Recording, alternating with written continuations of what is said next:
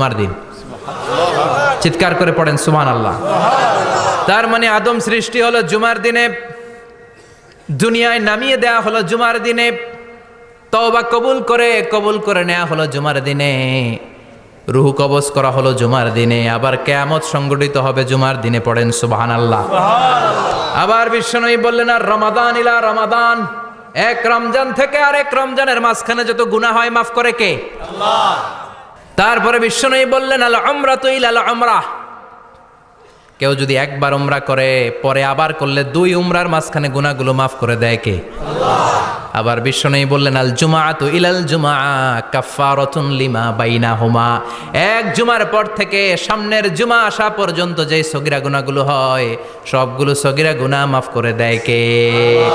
তার মানে জুমার দিন গুনাহ মাফের দিন। সারা সপ্তাহে ভুল ত্রুটি অন্যায় যা করলাম জুমার নামাজের বদৌলতে সব